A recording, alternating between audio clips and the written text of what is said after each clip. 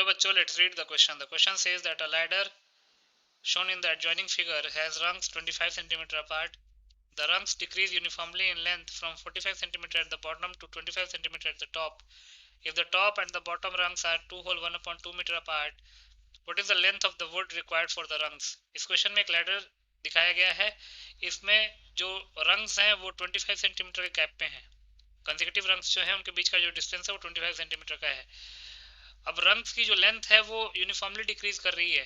Bottom वाले रंग का जो लेंथ है वो 45 सेंटीमीटर और टॉप वाले रंग का जो लेंथ है वो 25 सेंटीमीटर है. और अगर टॉप रंग और बॉटम रंग के बीच का जो डिस्टेंस है वो 2 होल 1/2 मीटर है, तो length of would required for the rungs निकालना है. बहुत ही सिंपल सा क्वेश्चन है. पहले हम की कॉन्सेप्ट लिख लेते हैं.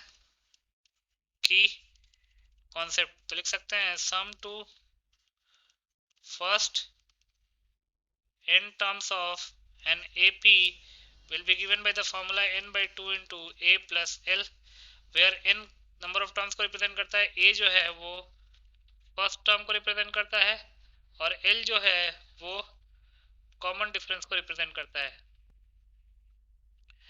ये फर्स्ट की कॉन्सेप्ट है. दूसरा 1 metre is equal to 100 centimetre. तो इन दोनों की कॉन्सेप्ट को यूज करके इस क्वेश्चन को सॉल्व कर लेते हैं. अब क्वेश्चन में दे क्या रखा है. According to the question, rungs decrease uniformly in length from 45 centimeter at the bottom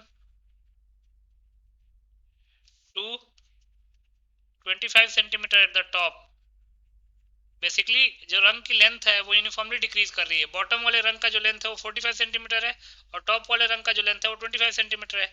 इसका मतलब हम कह सकते हैं कि देयरफॉर जो कि यूनिफॉर्मली डिक्रीज कर रही है, ये क्वेश्चन में दे रखा है तो लिख सकते हैं therefore length of woods required for these rungs will form an AP. Question में डायरेक्टली दे रखा है कि यूनिफॉर्मली जो डिक्रीमेंट हो रहा है वो यूनिफॉर्म डिक्रीमेंट हो रहा है, तो इसलिए वो सीक्वेंस जो बनेगा वो एपी का बनेगा. अब according to the question, length of rung at the bottom वो 45 सेंटीमीटर है.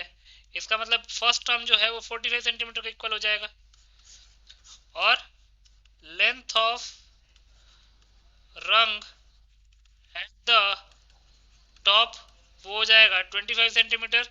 तो एल हो जाएगा 25 सेंटीमीटर. लास्ट टर्म हो गया 25 centimetre.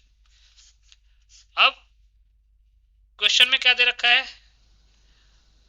According to the question, distance between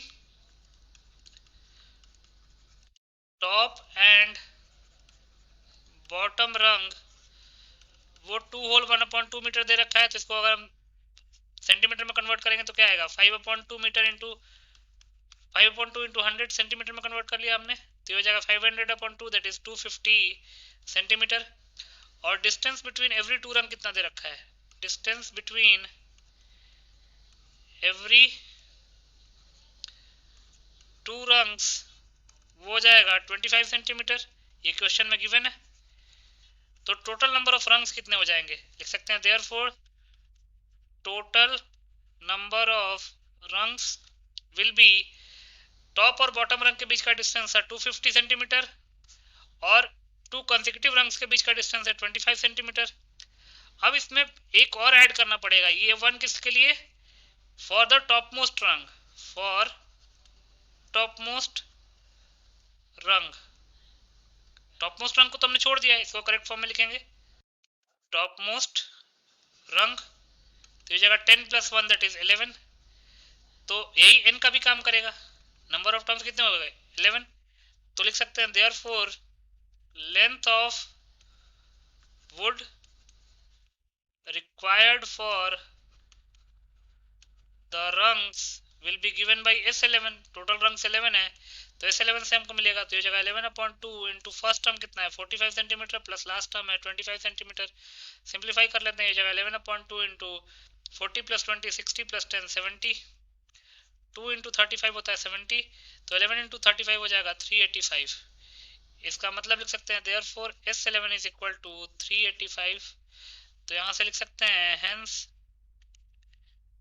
hence length of the wood required is equal to 385 centimeter. So 385 centimeter will be the final answer. I hope you understood it well. Best of luck.